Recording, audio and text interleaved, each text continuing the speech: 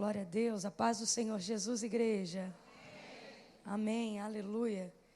Estou feliz nessa noite com essa oportunidade. Eu quero render graças a Deus pela vida de todos os irmãos que estão presentes, pela vida do pastor Christian, da pastora Daniele, que tem feito toda a diferença nesse lugar. Eles têm abençoado a nossa cidade, pela maneira com que tem dirigido essa igreja. E pregar para mim hoje aqui, numa segunda-feira, é uma honra muito grande, viu? Deus abençoe, pastor Christian. O Senhor continue lhe dando saúde, sabedoria, unção, e lhe guardando e mantendo essa humildade que o Senhor tem. Feliz em rever o Bruno, sua esposa, pastor Bruno, sua esposa, todos os irmãos. Eu quero também dar um glória a Deus especial aqui, ainda antes de fazer menção do texto sagrado, pela vida do pastor Eliel Lima e da pastora Nilza Lemos. Eles devem estar por aí. Pastor Eliel, você está aí? Levanta a mão. Está por aí ele? Cadê? Ah, maravilha. O pastor Eliel foi pastor presidente no campo em São Gonçalo há muito tempo. De vez em quando ele vem se esconder aqui no recreio. E hoje ele está completando 35 anos de casado com essa mulher linda que é a Nilza. E eles vieram comemorar aqui na igreja. Pastor Eliel, Deus abençoe. Pastora Nilza, é uma alegria. Maravilha, Deus abençoe. Abra comigo a sua Bíblia no livro de Atos dos Apóstolos, capítulo de número 9. Glória a Deus. Nós vamos ler alguns versículos da palavra de Deus a partir do verso de número 1 em diante. Aleluia. Glória a Jesus. André Carrione, muito bom te ver aqui, sentada, alegre, glorificando e exaltando a Deus. Atos dos Apóstolos, capítulo de número 9. Irmãos, ao término do culto eu trouxe alguns materiais de DVDs. Meu esposo preparou uma malinha, deixou pronto e ele falou, quando você for, você leva, porque o pessoal lá é bom de comprar. Aí eu disse assim, é bom com você que vai direto. Ele disse, não, você vai ver, então. Nem vou anunciar. Está lá. Atos, capítulo 9. Diz assim o texto. Saulo, respirando ainda ameaças e mortes contra os discípulos do Senhor, dirigiu-se ao sumo sacerdote e pediu-lhe cartas para as sinagogas de Damasco, a fim de que se encontrasse alguns daquela seita, quer homens ou quer mulheres, os conduzissem presos a Jerusalém. E aproximando-se ele de Damasco, da onde, gente? Damasco. De onde, gente? Damasco. E aproximando-se ele de Damasco, na sua viagem, eis que subitamente o cercou um resplendor de luz do céu. E caindo por terra, ouviu uma voz que lhe dizia, Saulo, Saulo, por que me persegues? E ele disse, quem és, Senhor? E respondeu o Senhor, eu sou Jesus, a quem tu persegues. Se você tem uma versão um pouquinho mais antiga, depois desse ponto, ainda está escrito assim, e duro será para ti recalcitrar contra os meus aguilhões. Verso 6. Agora levanta-te e entra na cidade, e lá te será dito o que te convém fazer. E os homens que iam com ele pararam espantados, ouvindo a voz, mas não vendo ninguém. Saulo levantou-se da terra, e abrindo os olhos não via coisa alguma, e guiando-o pela mão, o conduziram para... Quem pode dar um amém por essa palavra? Amém. Senhor nosso Deus e nosso Pai, bendito o teu santo nome entre nós. Te louvamos porque tu és o nosso Deus, Deus de Abraão, Deus de Isaque, Deus de Jacó. Ainda antes que houvesse dia, o Senhor já existia. Não há quem possa fazer escapar das suas mãos. E agindo o Senhor, quem impedirá? Deus, estamos aqui nesta noite porque dependemos de Ti. A nossa alma clama pelo Senhor, o nosso espírito tem sede do Deus vivo. Senhor, nós viemos aqui não como quem vem a qualquer lugar, mas nos reunimos aqui, Senhor, nessa noite, porque acreditamos que aqui Tu ouve as nossas orações, pelo poder da comunhão e do Espírito que em nós opera todas as vezes que estamos juntos. Senhor, eis-me aqui agora, Senhor, não como qualquer ser humano, mas como alguém que neste momento, Senhor, Tu tens poder para usar na instrumentabilidade, Senhor, da qualidade de um profeta, a fim de transmitir a Tua palavra que é bússola, que é orientação para a nossa vida. Eu te rogo, ó Deus, que Tu não permita que nenhum dos Teus servos que estão ao alcance da nossa voz saiam daqui desapercebidos do Teu plano para a vida deles, mas que todos nós possamos sair daqui nessa noite, ainda antes deste culto acabar, orientados, Senhor, dirigidos, Senhor, orquestrados pela batuta do Teu Santo Espírito, ó Deus. Te louvamos, Senhor, e te pedimos, continua conosco, Senhor. Unge, Senhor, derrama sobre nós o Teu Espírito Santo. Manifesta, Senhor, levanta, Senhor, o Teu povo e glorifica o Teu nome. E assim nós oramos em concordância no poderoso, supremo, grande nome de Jesus. Amém. Aleluia. Oh, glória a Deus. Aleluia. Todas as vezes que eu precisar beber água, eu vou pedir a sua ajuda, porque eu tenho necessidade de beber água. Eu queria não ter, mas eu tenho muita necessidade de beber água.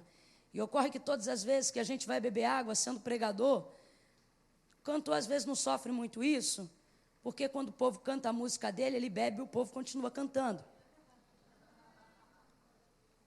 Mas o pregador, ninguém sabe o que ele vai dizer, aí não dá para alguém continuar pregando. Então ocorre que quando a gente vai beber água, às vezes a gente está no empenho ali da palavra, e aí o pessoal para e fica olhando a gente assim, com aquele olhão de coruja seca. E isso não dá certo. E eu descobri por que não dava certo. Eu pensava que isso era mania de pregador, avivalista, pentecostal, que quer ver o povo glorificando o tempo todo. E aí eu pensava que era isso, mas eu descobri que não é. Comecei a entender que todo culto precisa de ordem, e toda ordem litúrgica, ela precisa ser estabelecida de maneira que agrada a Deus. E uma das coisas que agrada a Deus num culto é quando o culto é totalmente devotado a Deus, sem que haja absolutamente nenhum tipo de distração.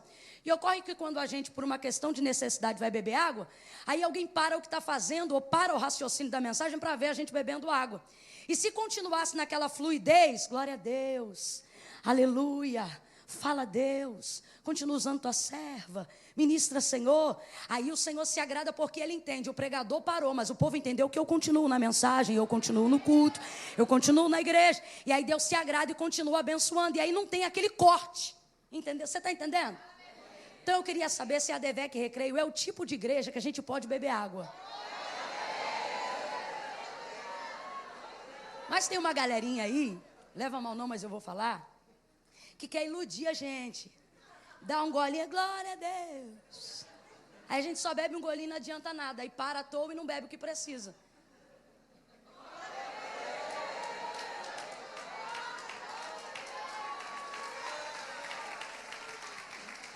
Vamos ver quanto tempo vai durar. Atos capítulo de número 9 foi o texto que o Senhor fez arder no meu coração já há algum tempo, desde o início da tarde, e já vindo pelo caminho. Hoje, por exemplo, eu já comecei a viver uma experiência muito agradável. Quem foi nos pegar ali foi um obreiro dos irmãos, chamado Fred, e eu já vim com um louvor já no celular, já me preparando para o culto, porque percebi que chegaria aqui já com algo em andamento, e para não perder a linha, o tempo de adoração de vocês, eu já comecei o culto no caminho, e fui adorando a Deus, adorando e orando, e de repente a presença do Senhor começou a entrar no carro, a invadir o carro, e a gente começou a sentir cheiro de Deus, gosto de Deus, toque de Deus. E quando o Senhor chega, quem já teve o privilégio de sentir a sua presença sabe como é que é, a gente não se contém.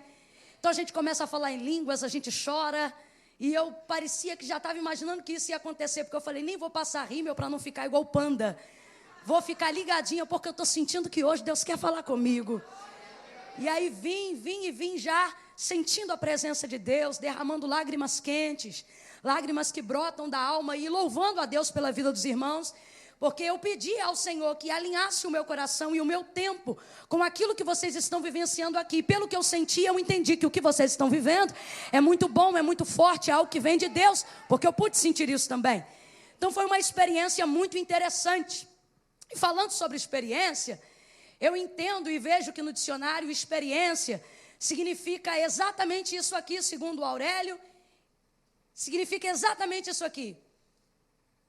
Adquirir conhecimento por intermédio de todos os sentidos do corpo. Eu li e era isso que estava escrito.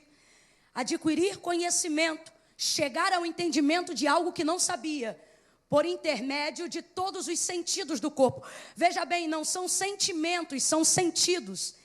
Então, experiência está atrelado literalmente ao que você sente no seu corpo.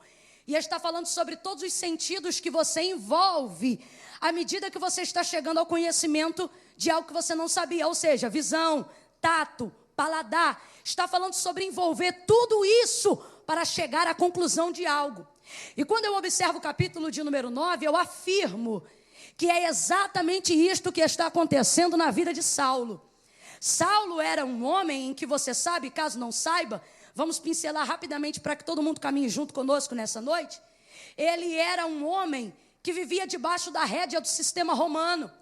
E o sistema romano estava numa busca implacável contra os cristãos que haviam se levantado proclamando o nome de Jesus e fazendo milagres, proezas e maravilhas, quebrando assim o sistema litúrgico de algumas sinagogas em Jerusalém, incomodando o sistema de César e o sistema de Roma.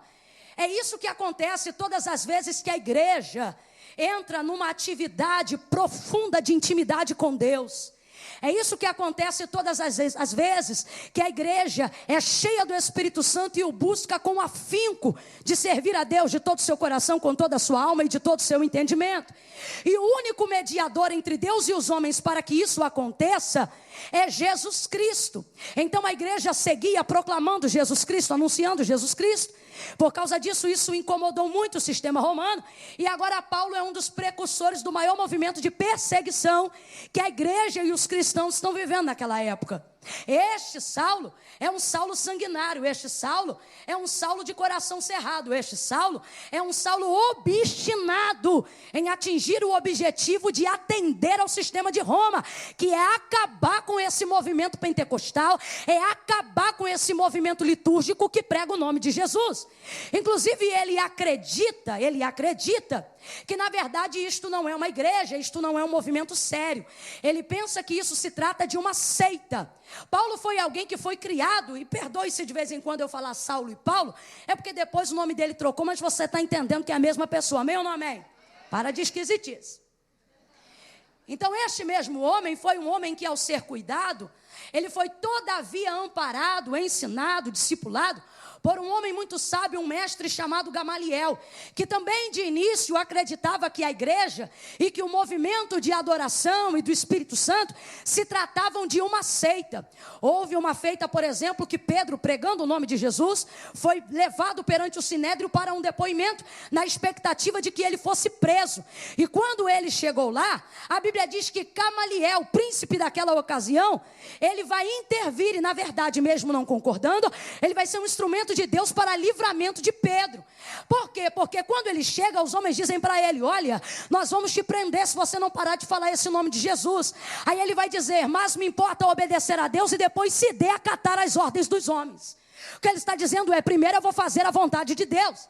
Aí quando ele faz isso e já próximo da lei amarraram para prendê-lo, Gamaliel vai se manifestar perante eles e vai dizer assim: dai de mão a esses homens, como quem diz, larga esses doidos. Porque se eles estiverem como Cefas, que era alguém que na época também tinha levantado um movimento, e diz para eles: se eles estiverem como Cefas, eles vão se levantar hoje e cair amanhã. Não lembra de todos esses movimentos que acontecem hoje e não dão nem um ano? Se forem que nem eles, vão começar hoje e não vão chegar ao final. Agora largai eles de mão, porque se essa obra é de Deus, é melhor vocês não tocarem, para que vocês não se vejam lutando contra Deus. Veja, até Gamaliel disse: deixai esses homens. Até Gamaliel diz: não mexe com eles, larga a mão deles. E você sabe que Saulo foi orientado por ele por muito tempo. Esse é das primeiras coisas, uma das coisas que protelam, que fazem demorar eu viver uma experiência profunda e íntima com Deus, é quando eu começo a quebrar princípios de liderança. Porque é como se Gamaliel, por ter sido instrutor de Saulo, fosse um líder, um mentor. E até ele disse: dai de mão a esses homens. Mas a Bíblia diz que Saulo, obedecendo a lei, perseguia, e com fúria perseguia, perseguiu tanto que a Bíblia vai relatar um capítulo anterior, no capítulo de número entre o 7 e o 8, e vai falar sobre um homem chamado Estevão, um homem cheio do Espírito Santo de Deus, poderoso em obras e na palavra. E a Bíblia vai dizer que este homem, sendo inocente, foi colocado perante a lei para depoimento, e ele não terminou nem de ser julgado. A Bíblia diz que à medida que ele falava de maneira tão cheia do Espírito Santo, que quem o ouvia começou a ranger os dentes. Sabe o que é isso? Manifestação de possessão demoníaca. A Bíblia vai dizer que os príncipes da sinagoga, me ouça, porque eu tenho um caminho de Deus nessa noite. Os príncipes na sinagoga rangiam os dentes e colocavam as mãos no ouvido, porque não aguentavam ouvir Estevão, porque a Bíblia diz que ele falava cheio do Espírito Santo de Deus, e só falava pela palavra de Deus. E enquanto ele falava, pregava, falou de Abraão, falou de Moisés, falou da lei, falou da graça, falou de Jesus, falou de tudo. E a Bíblia diz que não aguentaram, até o ponto que alguém disse: apedreja-o. E aí foi acatada aquela ordem, e de repente começam a apedrejar, Paulo era uma autoridade, Saulo já era uma autoridade da época, e ele poderia ter ficado ali, e poderia ter impedido aquilo, mas a Bíblia diz que depois de Estevão ter sido apedrejado, até a morte, pegaram as vestes de Estevão, despiram ele da sua capa e colocaram aos pés de Saulo, para mostrar para ele que ele consentiu naquela morte, como quem diz: você deixou, então agora toma aí a honra da morte desse homem. Esse homem não descansa, esse homem sai do massacre de Estevão. E eu quero que você entenda que eu não estou falando de uma pedrinha e outra não. Eu estou falando de um homem que viu alguém ser apedrejado até a morte. Pensa, pedra caindo aqui no olho, o semblante da pessoa ficando desfigurado, rosto lavado de sangue, quem sabe ossos em exposição, dependendo da pancada de cada pedra. E a Bíblia diz que paradinho ali ele estava, paradinho ali ele ficou. Eu quero que você entenda de que tipo de coração eu estou falando. Eu quero que você entenda de que tipo de gente eu estou falando. Eu estou falando de alguém apegado à natureza humana. Eu estou falando de alguém apegado ao sistema. Eu estou falando de alguém obstinado. Ele é coerente, é obstinado. Ele até faz aquilo que é errado. Mas há uma coisa interessante. Ele faz o errado acreditando estar fazendo aquilo que é certo. Ele só tem tanto afinco em perseguir a igreja, porque ele acredita que isso é certo. Ele só tem tanto afinco em perseguir os cristãos, porque ele acredita que isso é, mas ele está agindo do modo errado e não sabe. Então a Bíblia diz que nessa expectativa, debaixo dessa atmosfera, que atmosfera, irmã Camila? Está escrito no verso 9, atmosfera de morte, atmosfera de ameaça. Assim, desse modo, ele vai seguindo para Damasco. Para onde, gente? Para onde, gente? Damasco.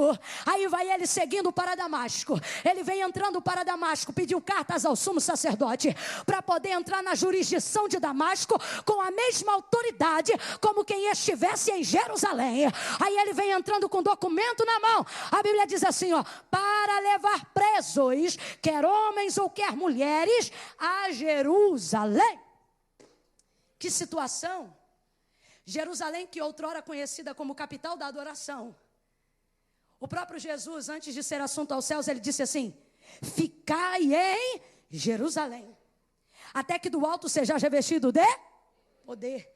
Ele caminhou 3 quilômetros de distância para pegar 2 discípulos que já estavam no caminho de Emaús, porque ele percebeu que eles estavam indo embora do lugar em que o Senhor havia dito que desceria o Espírito Santo. traz de volta. Ele congrega todos em Jerusalém. E ele diz: fiquem em Jerusalém. Ouça isso. Fiquem em Jerusalém até que do alto vocês sejam revestidos de... E ele diz: e depois que vocês forem revestidos de poder, aí vocês estão autorizados a saírem de Jerusalém. Ele vai dizer: e aí depois disso, ser-me-eis testemunha, Judeia, Samaria e até os confins da terra. Ele cita Jerusalém? Não. Ele menciona Jerusalém? Não. Por quê? Porque ele está deixando claro, e ele sabia que uma vez cheio de poder, eles seriam testemunhas evidentes do poder de Jesus na terra. E o sistema de Jerusalém não suportaria eles. Mas não tem problema. Ele vai deixar claro: depois do poder, vocês estão autorizados a ir para todos os confins da terra. E aí a Bíblia diz que eles vão. E é assim que começa a propagação do evangelho em outros lugares, incluindo Damasco. Damasco também tem crente. Damasco também tem gente cheia do Espírito Santo.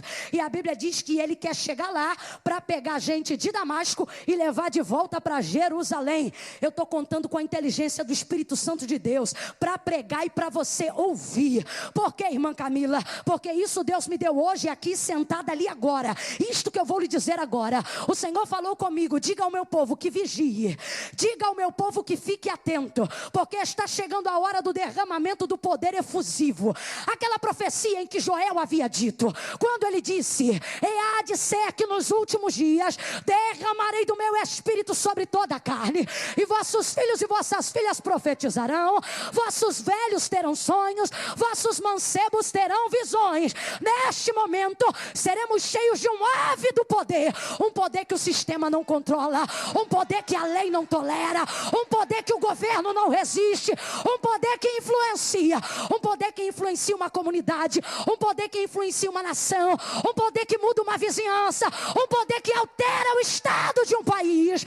E nesta hora, alivia o compressor do som para mim, por favor, alivia o compressor do som para mim, por favor. Nessa hora, eles vão querer nos pegar para nos colocar de volta ao lugar de origem. Que lugar é esse? Uma fé que não rompe. Um culto litúrgico vazio de poder, em que não precisa de revelação. Aonde pode-se usar uma cartilha e ler o que está escrito, sem que haja manifestação evidente do poder de Deus. Um culto onde não se aceita manifestação profética. Um culto onde não se aceita dons do Espírito. Um culto onde sufoca e não libera. Um culto que prende, não é um culto que solta. Por quê? Porque a igreja sufocada não influencia o sistema. Olha isso. Olha o que a Bíblia diz. A Bíblia não está dizendo para levá-los presos a Roma. Acredita-se que o crime é contra Jerusalém. Então a Bíblia vai dizer para levá-los presos a Jerusalém. Deus está mandando dizer aqui para alguém: do lugar que eu te tirei você não volta. Só na Jerusalém que de Deus desce adornada. É daqui para cima. Olha para pelo menos duas pessoas e diga: é daqui para cima. É daqui para cima. É daqui para melhor. Eu já estou profetizando. Sua vida espiritual vai evoluir. O sistema litúrgico não vai sufocar a sua adoração. É daqui para melhor. É daqui para cima. É daqui para mais cheio, mais ungido, mais guardado. É daqui para Jerusalém, mas não é preso. Vai ele, só que ele não sabe que ele está indo para o caminho da maior experiência da sua vida. Faz-me uma gentileza que só o carioca sabe fazer. Chia e diz experiência. Eita, carioca, vem comigo de novo e diga experiência. Diga mais uma vez, experiência. Deus está dizendo: prepare-se para viver a maior experiência da sua vida. Prepare-se para entrar numa atmosfera que você ainda não conhece. Ele disse para Jeremias: clama a mim e responder-te-ei, anunciar-te-ei coisas grandes e firmes que não sabe. Ele diz não sabe, ele não diz que não quer revelar. Ele está dizendo: clama que eu vou te mostrar, clama que eu vou te levar lá. Experiências. Ele pensa que está indo apenas para fazer o que o sistema está mandando. Só que ele está indo para Damasco. Ele está indo para Damasco, é caminho de experiência. Ele tem documento na mão, mas Damasco tem um homem cheio do Espírito Santo. Ele tem documento na mão, mas Deus já separou a vida dele. Ele tem documento na mão, mas a igreja já ora por ele. Irmã Camila, não está na Bíblia, ô crente, para pensar. Está dentro da programação do culto orar pelo governo? Está dentro da programação do culto orar pela presidente? Não. A gente vai colocando à medida que vai sentindo necessidade. Essa igreja primitiva não é como a igreja contemporânea. Ela não sobe monte ou se reúne no lar dos irmãos para dizer mata Deus. Não. Essa igreja primitiva está muito próxima de tudo que Jesus ensinou. E o que Jesus ensinou foi, quando lhe ferirem um rosto, oferece o outro. Quando lhe pedirem para caminhar uma milha, caminhe com ele 2. E se te tomarem a capa, não peça de volta. Essa é a igreja de Jesus. Ele diz assim, que vantagem tem de amar os que vos amam? Pois eu vos deixo um conselho, um mandamento.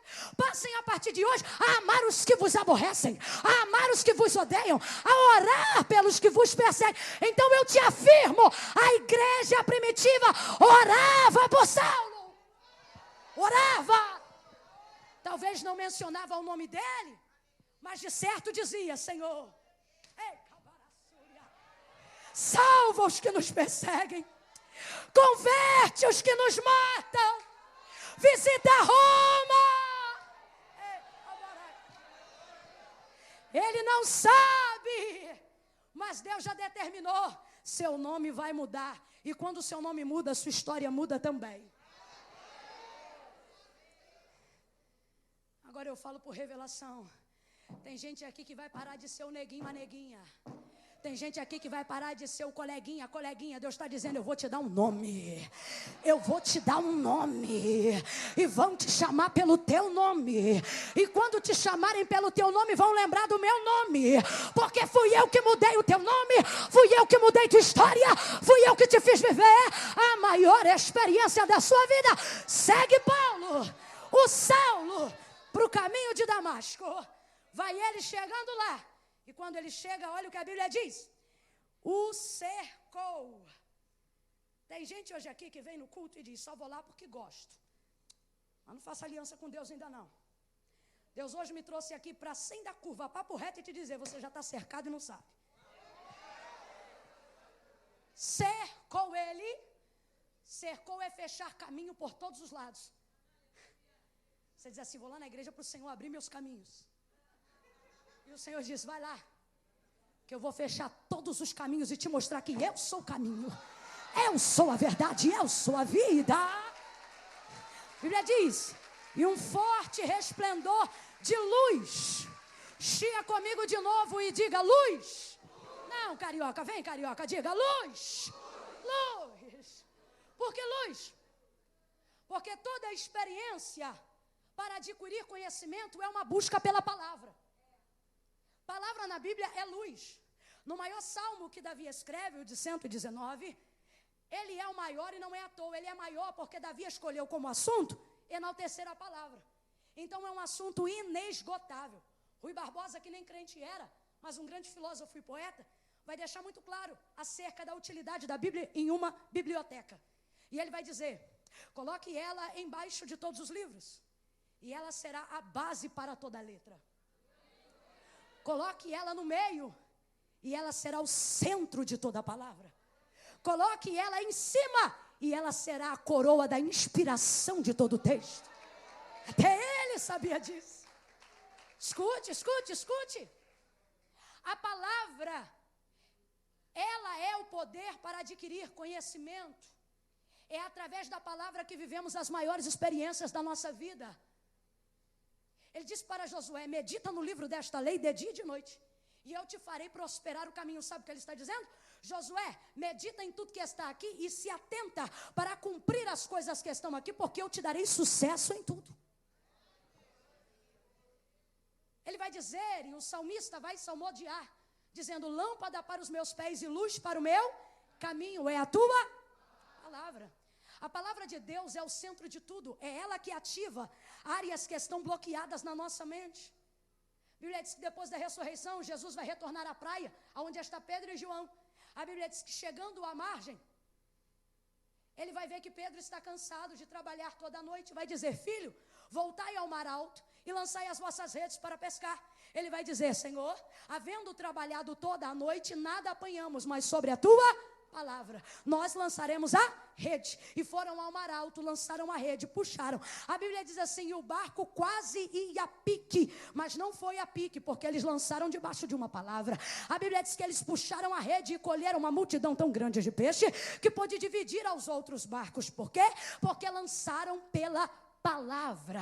Satanás vai tentar Jesus no deserto e vai dizer para ele: se tu és o filho de Deus, faz com que essas pedras se transformem em pães. E Jesus vai dizer para ele: nem só de pão viverá o homem, mas de toda palavra que sai da boca de Deus. Perceba, a palavra é o verbo vivo. Quem é Cristo? Cristo é a encarnação do verbo vivo.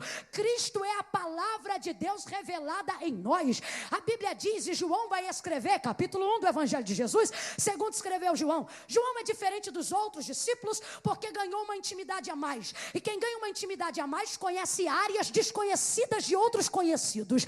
E aí ele vai escrever da seguinte maneira: ele não fala o nome do pai, ele não fala o nome da mãe, ele já começa na origem. Ele diz assim: no princípio era o verbo estava com Deus e o verbo era Deus. O que ele está dizendo? No princípio tinha a palavra, ele era a palavra e a palavra era ele. Está falando de Jesus. Aí diz assim: nele estava a vida e a vida era o poder dos homens? Não. Nele estava a vida e a vida era a prosperidade dos homens? Não. Nele estava a vida e a vida era a luz dos homens. Vem comigo de novo e diga: luz. Luz. Luz é palavra, a palavra é luz. Por que que ele, a primeira manifestação de Jesus, na sua revelação, ela se dá em luz? Porque a palavra de Deus clareia as ideias. A palavra de Deus dá entendimento. A palavra de Deus aumenta em sabedoria. A palavra de Deus visita áreas da sua mente bloqueadas, áreas que o remédio do psicanalista não visitam. A palavra de Deus entra. O autor da carta aos Hebreus, ele vai dizer: porque a palavra é mais penetrante do que qualquer espada de dois gumes, que penetra até a divisão da alma e do espírito, juntas e medula, e é apta para discernir os pensamentos e as intenções do coração. Procura o maior centro de tecnologia existente no mundo. Procura a máquina de ressonância mais potente que existe no mundo e manda ela achar o lugar que fica entre juntas e medula. Ela não consegue achar. É o líquido perto do osso. E o Senhor está dizendo: tem uma brecha ali que só eu entro. Tem um lugar na tua alma que só eu conheço. Tem o âmago do seu íntimo e só a minha palavra entra. Deus está me autorizando a dizer que hoje a palavra de Deus vai entrar em você de uma maneira que vai te fazer viver uma experiência com Deus. Essa experiência vai lhe fazer chegar ao conhecimento de coisas que você não sabia. Quem quer viver uma experiência assim? Quem quer? Quem quer? Quem tem curiosidade, interesse de conhecer coisas que ainda não conhece, de ver coisas que nunca viu, de visitar lugares que nunca frequentou? Quem tem? Quem tem? Quem tem? O Senhor está dizendo: para chegar lá, você precisa da palavra. E quando ela se manifestar em você, você não pode só ouvir. Para ser experiência, você vai ter que envolver todos os seus sentidos no que está acontecendo agora. Por que tem gente que vem no culto e não recebe nada? Porque vem, mas não envolve os sentidos todos. O olho está aqui, o ouvido está lá e a mente está em casa. Aí não adianta nada. O Senhor está dizendo: foca teu olho na palavra. Aguça a tua sensibilidade espiritual com seu ouvido. E deixa a sua pele sentir os arrepios. Deixa a sua alma sentir o afago do Espírito Santo. Ele vai envolver todos os sentimentos. E vai chegar ao conhecimento do que ele não sabia. O quê? Que Jesus Cristo é o Senhor. Ele não sabia disso. E para você isso não seja nada. Pode não ser nada. Porque você já conhece, mas para ele é tudo. Por quê, irmã Camila? Ei, a Bíblia diz assim, ó: porque o príncipe deste século, está falando de Satanás, lhe cegou o entendimento, para que não cheguem ao conhecimento da verdade. A verdade não é a verdade que o Chapolin e o Chaves são a mesma pessoa. A verdade não é a verdade se o Nhonho e o professor e o seu Barriga são o mesmo ator. Não. A verdade não é a revelação de que o Clark Kent e Superman são o mesmo indivíduo. Não. A verdade não é a verdade que causa entretenimento. Ele está dizendo, é a verdade que liberta. E ele está dizendo, o príncipe deste século trabalha para isto, a fim de que a sua mente nunca chegue ao entendimento e ao conhecimento da verdade que te liberta para a vida. Uma vida abundante. Aí é por isso que Satanás prega por aí que crente é quadrado, que crente é analfabeto, que crente é burro. Que é para você nunca chegar ao conhecimento do povo mais inteligente da terra, da verdade que liberta, do Cristo que é Senhor. Só que se ele trabalha por um lado, em luz, o meu Deus trabalha por outro. E quando Jesus vem à terra, ele disse, eu vim para desfazer as obras do diabo. E eu vim para que tenhais vida e a tenhais em abundância. Eu não sei qual é a área da sua vida que está sendo envolvida por ignorância. Eu não sei qual é a área da sua vida que está sendo envolvida por engano. Eu não sei quais são os questionamentos de dúvida que estão atrapalhando o seu coração de servir a Deus totalmente. Mas nesta noite, na autoridade do nome de Jesus, eu ministro sobre a tua vida que a luz da palavra vai dissipar toda a treva. João vai dizer, nele estava a vida era a luz dos homens, e a luz resplandeceu nas trevas, e as trevas não prevaleceram contra ela. Receba a luz, receba a palavra de Deus na tua casa, palavra de Deus no teu ministério, palavra de Deus para os teus filhos. Quando ele chega lá, o Senhor se manifesta a ele em luz. Luz. A Bíblia diz que diante daquilo que ele viu, ele cai por terra. E a gente tem mania, sobretudo quando está alegre, de dizer, de cantar, que o Senhor derrubou ele do cavalo. Porque Deus é assim. Porque Jesus é assim. Pega o soberbo e coloca com a cara na poeira. E aí o povo diz, glória.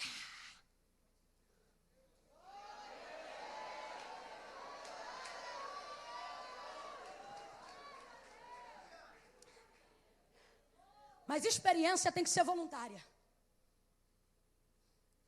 Se for por obrigação, não é experiência, é experimento. O Senhor não quer que você viva um experimento. O Senhor quer que você viva uma experiência. Para ser experiência tem que ser voluntário. Se o Senhor tivesse derrubado ele no chão, não seria voluntariedade, seria imposição. Irmã Camila, então por que é que ele caiu? Veja você mesmo o texto. A Bíblia está dizendo que por causa do resplendor de luz do céu que o cercou, ele caiu. Aí alguém vai dizer, caiu do cavalo. Gente, não tem nem cavalo no texto. Aí você vai dizer, irmã, mas é óbvio que ele estava no cavalo.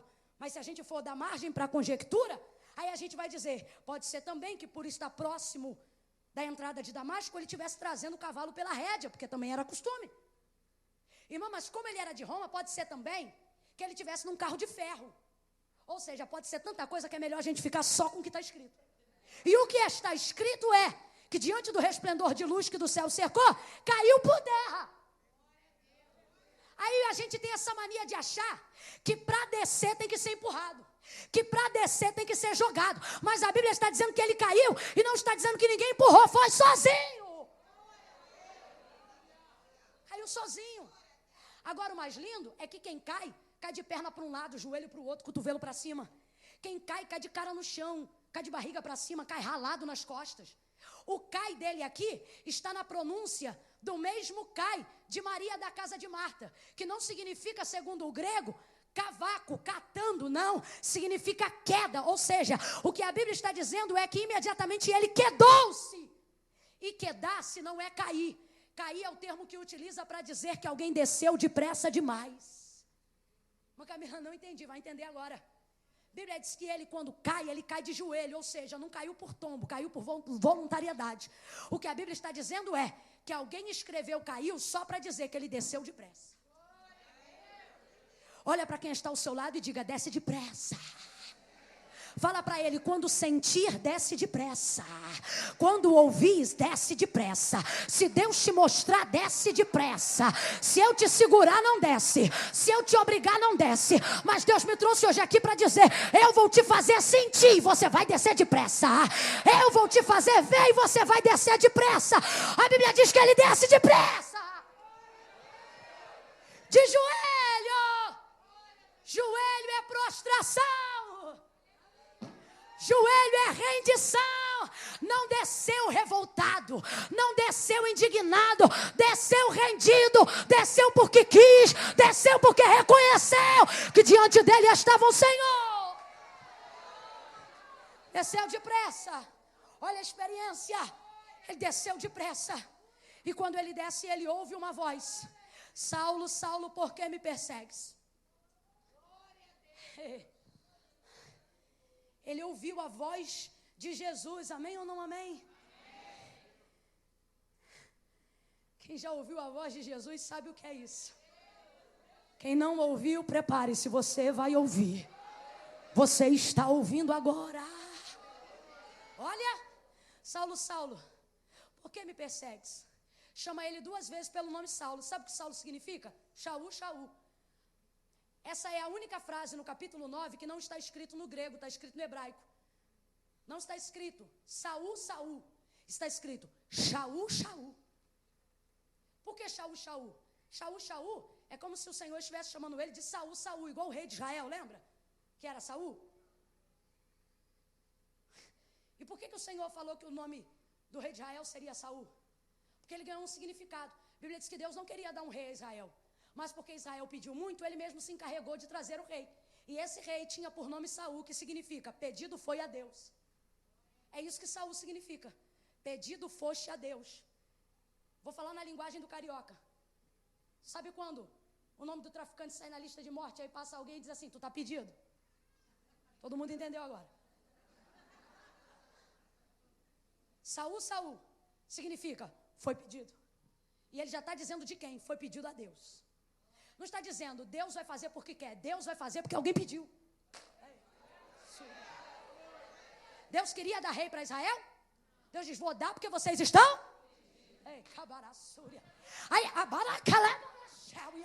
Aí ele chega para Saulo, sabendo que poderia chamá-lo de Paulo, porque também tinha origem hebraica. Vai chamá-lo pelo nome, vai chamá-lo pelo hebraico, ao invés de chamá-lo pelo nome romano. Ele poderia ser muito mais conhecido por Paulo. Você só sabe que o nome dele é Saulo, porque no dia que Jesus chamou ele, Jesus não chamou Paulo. Ele era conhecido por Paulo, pelo nome do sistema romano, mas não. Jesus chamou ele pelo nome em hebraico, Shaul, Shaul. Sabe o que o Senhor está dizendo? Você ostenta título de Roma, mas eu te conheço na tua origem. Eu sei que tu é hebreu.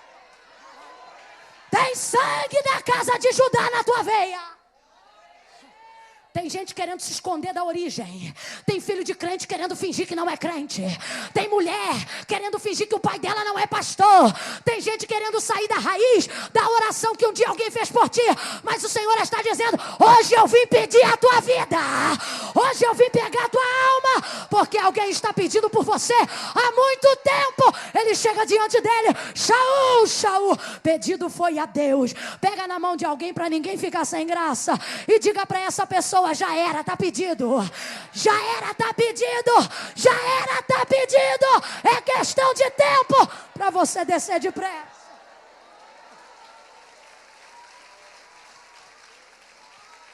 Quem recebe essa palavra? Quem acredita que o Senhor está respondendo orações das igrejas?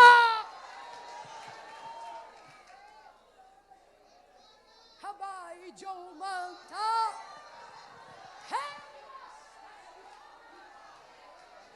Pede.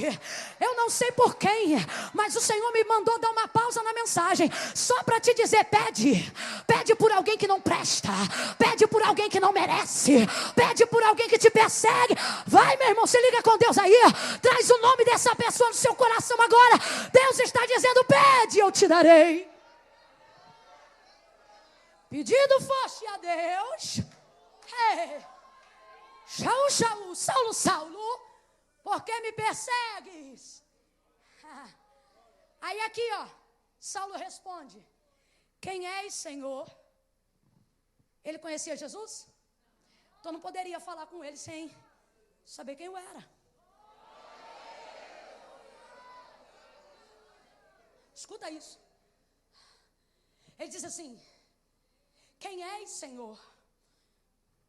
Ele não reconhece Jesus como filho de Deus. Para ele, Jesus é um charlatão. Ele não sabe o que é Jesus. Então ele não se dobra diante de quem o chama por aquilo que ele ouviu dizer. Ele se dobra diante da voz e da luz que o chama por aquilo que ele sentiu quando viu e ouviu. Não foi por uma experiência alheia, foi por uma experiência individual. Veja, ele já ouve falar de Jesus um tempão. Mas isso não é o suficiente, porque ele ouve falar de Jesus na boca dos outros. Só que agora Jesus chegou lá nele. E ele não sabe o que é Jesus. Mãe Camila, o que isso significa? Isso aqui quebra todo o tabu de que você tem que ler a Bíblia inteira primeiro para ver se serve a Jesus ou não. Isso aqui quebra todo o tabu de que você tem que frequentar 10 cultos para saber se rende-se a ele ou não. Isso aqui quebra todo o tabu em que você pensa que tem que ficar 2 anos congregando para saber se vai se tornar crente ou não. Ele não leu a Bíblia de Gênesis e Apocalipse. Ele não frequentou a escola dominical. Ele nunca participou de um ciclo de oração pentecostal. Ele simplesmente foi fiel ao que ele sentiu. O cabra era ruim, mas era fiel ao que sentia. Aí sabe o que eu não entendo e eu vou falar? É gente que vem para a igreja, canta as músicas que a gente canta, chora com a gente, dá oferta, dá até dízimo. E quando a gente pergunta quer entregar a vida para Cristo, diz assim: eu não estou preparado. Não, você está preparado, você não é fiel ao que você sente. Porque se você fosse fiel ao que você sente, você já estava no altar. Escuta aí, não vai embora agora não, escuta aí.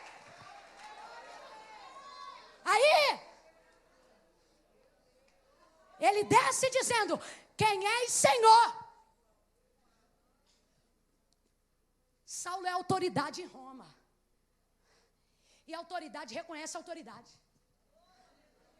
Quando você coloca a rédea na tua vida como pai, como mãe, Jesus não vai precisar pregar um ano inteiro para você. Quando ele falar, você vai reconhecer: esse manda. Esse que fala comigo obedece. Ele desce: quem és, Senhor? Sabe o que ele está dizendo? Não sei quem é, mas sei que quem está diante de mim é Senhor. Tem coisa que você sente num culto e você diz: eu, hein? Tem gente que não chora vendo filme, não chora vendo final de novela, não chora no final capítulo do livro, mas quando chega na igreja, ouve as crianças cantar: eu sou uma florzinha de Jesus, e chora. Aí diz assim: pai, que é isso? Deus me trouxe aqui para te dizer: sou eu teu Senhor. Sou eu teu Senhor. Não é o timbre da voz da criança, não é o jeito que o pregador prega, é a maneira com que eu te toco, é a maneira com que eu te visito. E eu estou aqui para te dizer que eu sou o Senhor. Camila, eu vou fazer o seguinte: eu vou fazer um seminário. Quando eu terminar o seminário, aí eu vejo se eu faço a vontade de Deus. Eu tenho medo quando gente que não vive primeiro a experiência faz primeiro o seminário para depois viver a experiência. Tenho medo, porque aí você é conduzido pela letra, e letra não tem espírito. Ele não, foi conduzido pela experiência. Caiu por quê? Porque alguém derrubou? Não, porque viu, sentiu. Perdão, viu, ouviu e sentiu. Diante do que ele viu, diante do que ele ouviu, ele sentiu. E diante do que ele sentiu, ele não resistiu. Sabe quando falta perna? Eu estou profetizando. O Espírito de Deus vai te pegar de uma maneira que vai te faltar perna, vai te faltar boca para dizer não. Você vai ter que descer dizendo sim. Tá achando que eu estou pregando só para não crente? Eu vim falar com os crentes também. Você que foge do altar, você que foge do ministério, você que foge da palavra, o Senhor está dizendo: diante do que você vê, diante do que você ouvir, você vai sentir. E quando sentir, não vai resistir. Vai atender o chamado, vai atender atender o pastor, vai atender a igreja, vai atender o convite de oração. Não resista, levante sua mão, vento do Espírito, sopra dos quatro cantos, como tu sopraste no vale, com o profeta Ezequiel, e faz viver. Não resista. Não resista. Você vai dizer, irmã Camila, e qual é o problema? Que eu não consigo atender, que eu não consigo ir, eu não consigo chegar aonde eu quero. Saulo queria chegar aonde? Quem lembra? Aonde? Damasco é o plano, Damasco é o projeto, Damasco é o propósito. Ele quer chegar lá, mas enquanto não reconhece, não chega. Enquanto não desce, não chega. Enquanto não ouve, não chega. Enquanto não vê, não chega. Enquanto não diz Senhor, não entra. Não. Quando ele reconhece, ele desce. E o Senhor responde. Seja profeta para alguém. Olhe para alguém e diga: Deus tem resposta para as tuas perguntas. Sabe aquele gabinete que você quer fazer com o pastor? Essa pergunta não está na boca dele. Essa resposta não está na boca dele. Você lê livros, enciclopédias e não acha o que você quer saber. Sabe por quê? Jesus está dizendo, só eu tenho a resposta dessa dúvida. Só eu tenho a mensagem desse caminho. Só eu tenho a orientação da tua chegada. Aí ele responde. Responde por quê? Porque quem quer saber, desce primeiro e pergunta depois. Camila, sou crente, esse é teu mal, por achar que é crente, você acha que não tem que descer. Aí você quer orar dizendo, Deus, eu sou tua serva. Deus, eu sou teu servo. Deus, por que minha vida não vai para frente? Deus, o que eu devo fazer? Eu devo cantar ou eu devo pregar? E você está querendo atender o reino, mas ainda assim ele não responde. Por quê? Você só pergunta de pé? Mas Camila, o que é perguntar de pé? Perguntar de pé é isso aqui, ó. É você dizer assim, Deus, o que eu devo fazer? Eu devo cantar ou devo pregar? Ou seja, você ainda não entendeu que ele é Senhor. Se ele é Senhor, eu não pergunto se eu devo cantar ou se eu devo pregar. Eu devo dizer, eis-me aqui, ou para cantar, ou para pregar, ou para tirar o lixo do banheiro, ou para limpar o banco. E por que tem questionamentos? Ouça isso que eu já caminho para concluir. Por que tem questionamentos na sua vida que Deus não resolve? Que Deus não responde? Porque você está esperando Deus responder para ver o que você vai fazer. Isso demonstra incredulidade.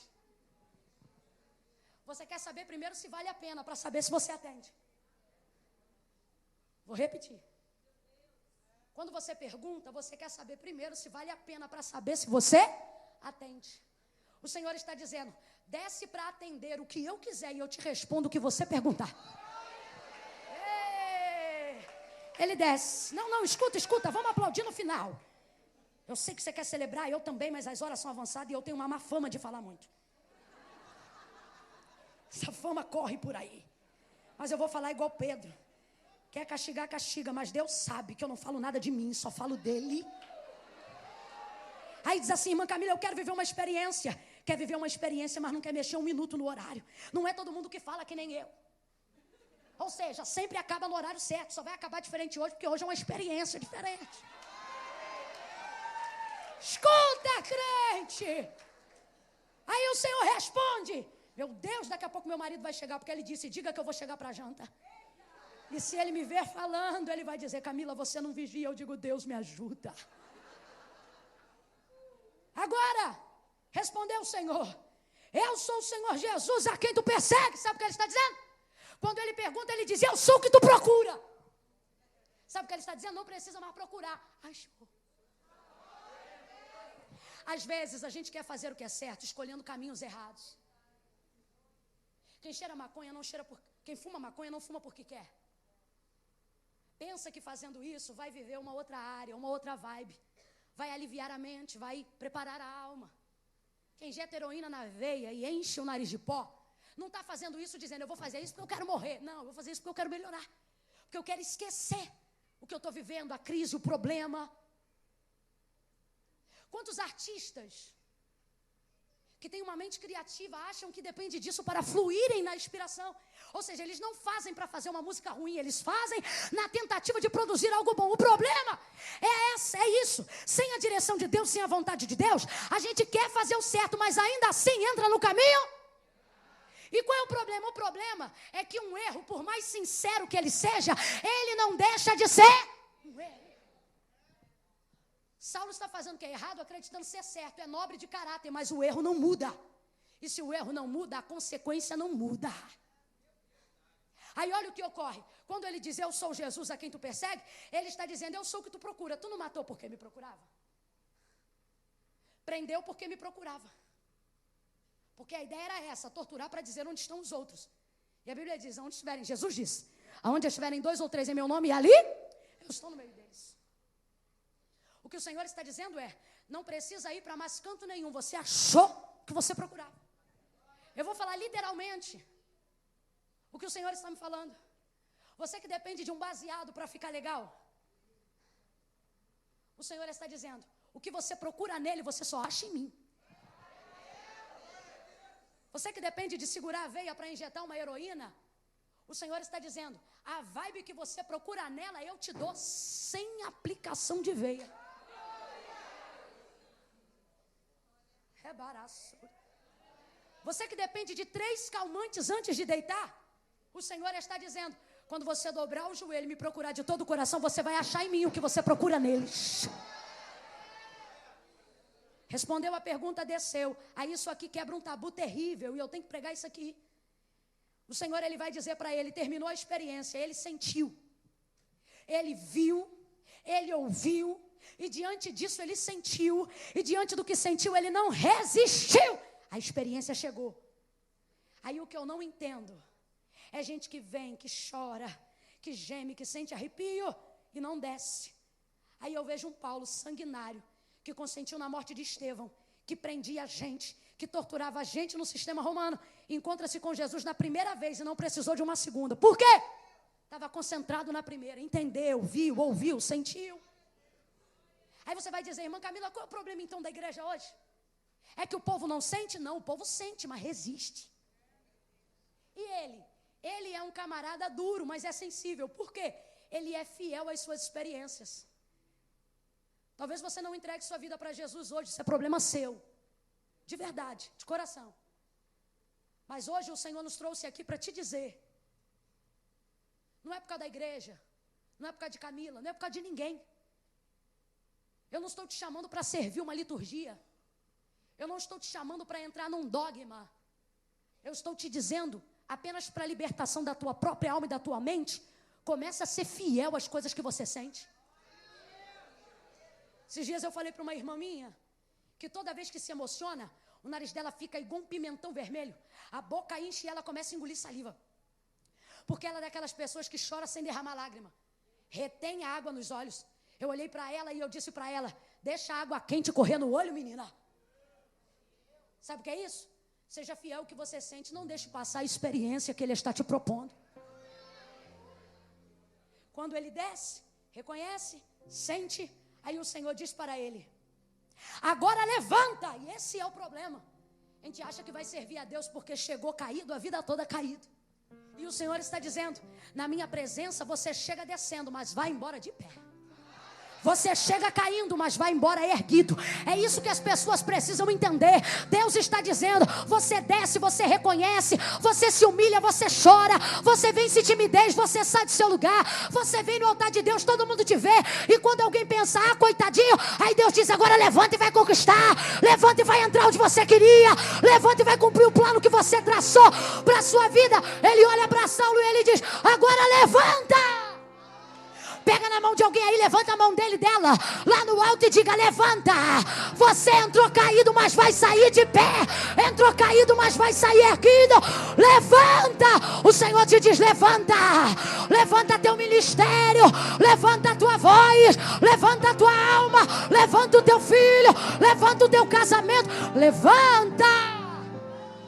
Aí a Bíblia diz assim, ó, e levantando, pegaram pela mão.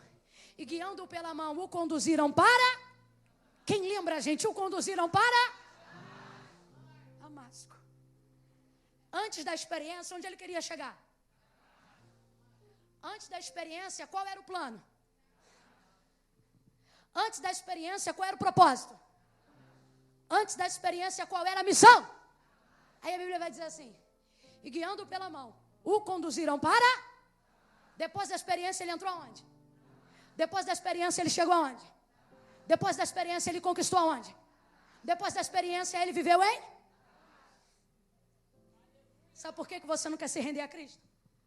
Porque um sofisma de Satanás é espalhado em nosso meio. E Deus me guarde, porque eu vou revelar ele agora. E o que dizem para você é: não se converta não. Quando começarem a cantar a música, ou te convidarem ao altar, não vá. Porque quando você fica crente, quando você se converte, você não faz mais nada que você quer. Você só faz o que ele quer. Aí você vai dizer: irmã Camila, mas isso é verdade. É verdade, mas não é sofisma. Aonde entra o sofisma? O que é sofisma? Sofisma é uma mentira tão bem contada que ela contém verdades para ser uma mentira boa. Então ocorre que, na verdade, ela fala muitas verdades, mas por conter uma mentira, ela nunca será uma verdade. Então, para não dizer que é mentira, a gente diz que é sofisma.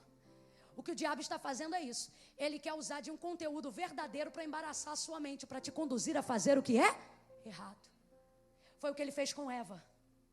Não foi assim que Deus disse? Aí, você vai ouvindo por aí, e quem espalha essa notícia é o inferno, sujo. E o que ele diz é: serve a Deus não. Nunca se renda a Cristo não.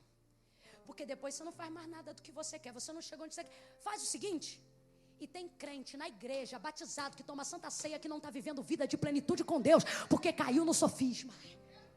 Aí diz assim: pastor Cristian, quando eu terminar a faculdade, aí eu entro naquela obra. Tem jovem aqui deixando de vir para a santa ceia, para poder dizer assim: não, quando eu terminar o vestibular para medicina, eu volto para os... Sabe o que é isso? Você acha que os planos que você fez antes, por causa da experiência, vão interromper as coisas que você planejou para depois. Só que a Bíblia diz: antes da experiência ele queria entrar em... Depois da experiência ele entrou em... Por isso eu digo que é sofisma. Porque alguém está dizendo por aí: não faça a vontade de Deus, porque senão você não vai realizar sonhos. Não faça a vontade de Deus, porque senão as portas vão se fechar para você. Não faça a vontade de Deus. Não renuncie nada. Faça primeiro o que você quer. E com isso vai se propagando a história dizendo: quando eu ficar velhinho eu vou para a igreja. Quando eu casar eu vou para a igreja. E tem uma galera de já cabelo branco, outros já sem cabelo, dizendo: quando a aposentadoria chegar, aí eu, viro crente. Só que o Senhor está dizendo: sofisma, mentira. O diabo quer te enganar. Por quê? Ele quer que você passe a vida toda tentando sem conseguir realizar um sonho, sem conseguir ser satisfeito da bondade de Deus. Mas Camila, não entendi, vai entender agora. O Senhor está dizendo, e eu falo na primeira pessoa, Ele está dizendo: diga ao meu povo, qual é o plano de carreira que eles fizeram? Qual é a cadeira da federal que você quer assentar? Que tipo de carreira política você quer exercer? Qual médico você quer ser? Em que hospital você quer trabalhar? Que tipo de especialista você quer ser? Qual é o músico que você quer ser? Que CD você quer gravar? Que tipo de música você quer cantar? Qual é a casa que você quer morar? Quantos quartos você quer que ela tenha? E você está pensando em estabilidade, que ainda é governo. Está lutando por carreira pública? Olha a situação. O Senhor está dizendo: estabilidade, quem dá sou eu. Garantia, quem dá sou eu. Vida plena, quem dá sou eu. Faz a minha vontade, busca o reino dos céus e a sua justiça, e todas essas coisas que para Deus é nada, Ele te dá de graça, de graça, de graça, com graça.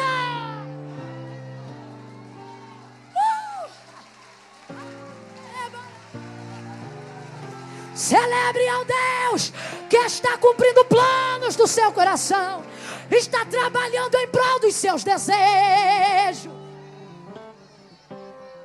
Mas Camila, heresia, te provo que não. Isaías vai dizer na primeira pessoa: eu sei, diz o Senhor, que pensamentos tenho de vós, pensamentos de paz e não de mal, para vos dar o fim que eu quero, o fim que vocês desejam. Sabe o que ele está dizendo? Eu tenho um plano para todo mundo, e no meu plano cabe o seu sonho. No meu plano cabe a sua carreira. No meu plano cabe o seu desejo. Vou te dar um conselho, é uma questão. Servir a Deus é uma questão de inteligência.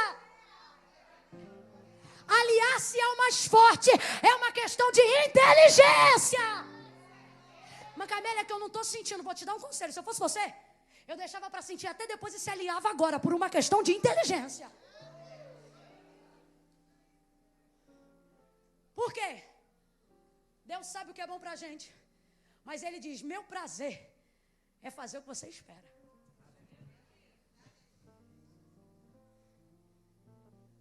Saulo entra em Damasco. Deus me trouxe hoje aqui para dizer, você vai entrar onde você quer. Desde que você primeiro faça o que eu quero.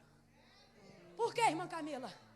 Ele podia ter aparecido 14 quilômetros antes da entrada de Damasco. Ele poderia ter aparecido para ele em Jerusalém. Quem concorda, diga amém. Mas a Bíblia diz que ele vai aparecer para ele justamente à entrada da porta de Damasco. Vai deixar para aceitar Cristo no final da vida? Para depois de trabalhar tanto tempo sozinho, quando chegar na hora da entrada da porta, pensar, entro agora, ele diz, eu sou a porta. Podia ter aparecido para ele antes, mas apareceu na hora da porta. Sabe para quê? Para mostrar para ele. Você pode fazer tudo que você quer sozinho. Só que você só vai conquistar se me tiver no final. Guiando pela mão o conduziram para? O conduziram para? O Senhor está dizendo, diga ao meu povo, que ele chega onde ele quer. E que ela chega aonde ela quer. Amém? Só que o Senhor está dizendo, fala para ele, para ela, que eu só quero um acordo. Você chega onde você quer, mas você chega como eu quero. E agora eu não pulo e não grito mais, vou falar tranquilamente, porque agora é individual. Não é o que eu sinto, mas é como você entende essa palavra. E agora, o Espírito de Deus toca na sua mente agora, para te fazer refletir. E o que Ele está dizendo é, entenda, que você pode chegar aonde você quiser, mas entenda que você só chega como eu quero. Como é que Saulo queria entrar? Ameaçando, prendendo. Ele pensa que isso é um bom plano, mas o Senhor tem um melhor. Ele, quem sabe, está pensando, vou chegar prendendo, vou chegar metendo o pé na porta, vou chegar puxando pelos cabelos. E o Senhor está olhando, que tu chega, tu chega. Tu chega. Vou chegar cheio de autoridade. Vou chegar com o documento do sacerdote na mão. Vou chegar levando cativos para Jerusalém. E o Senhor está dizendo, filho, você chega. Você vai chegar. Só que você chega como? Ele pensa, vou chegar prendendo. E o Senhor pensa, vai chegar convertido. Ele está dizendo, vou chegar matando. E o Senhor diz, vai chegar salvando. O que isso significa? Deus está dizendo, comigo você chega melhor do que planejou. Comigo você chega melhor do que imaginou. Deus está te fazendo um convite hoje. Ele está dizendo, vem chegar onde você quer melhor, melhor, melhor, melhor do que você planejou. Pega na mão de alguém e diga, com Jesus você chega melhor.